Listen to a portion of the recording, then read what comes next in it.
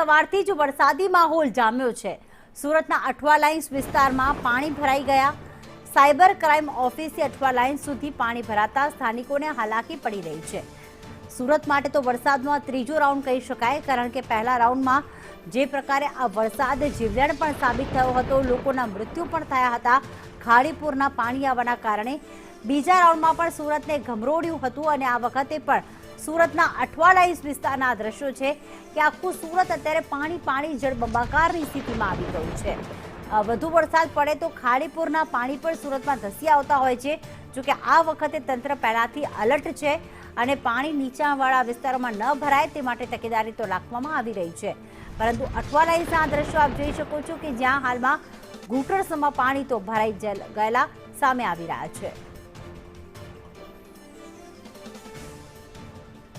તો સુરતમાં સવારથી જ વરસાદી માહોલ જામ્યો છે।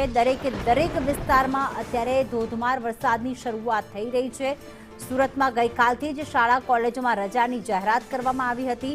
સાથે નીચાણવાળા વિસ્તારોમાં એલર્ટ કરવામાં આવ્યું હતું કે લોકો ઘરની બહાર ન નીકળે અને સાથે કેટલાક નીચાણવાળા વિસ્તારો કે જ્યાં વધુ ભય હોય છે તેમને સ્થળાંતરિત પણ કરવાની તૈયારી તંત્ર દ્વારા કરવામાં આવી હતી।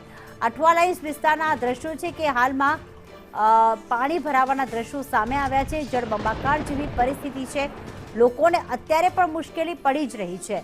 વરસાદની મહેર, તંત્રની નિષ્ક્રિયતા અને ઉદાસીનતાના કારણે ક્યાંક લોકો માટે આ કહેર સાબિત થઈ રહી છે અને એમાં પણ દક્ષિણ ગુજરાત માટે ખાસ, જેમાં સુરત છે, વલસાડ છે, નવસારી છે, તાપી છે, આ તમામ જિલ્લાઓમાં વરસાદ જ્યારે વરસતો હોય છે। એક તો દરિયાકાંઠાનો વિસ્તાર છે, ઉપરથી પહેલા રાઉન્ડમાં દક્ષિણ ગુજરાતમાં સારો વરસાદ નોંધાતા નદીઓ બે કાંઠે વહી રહી છે।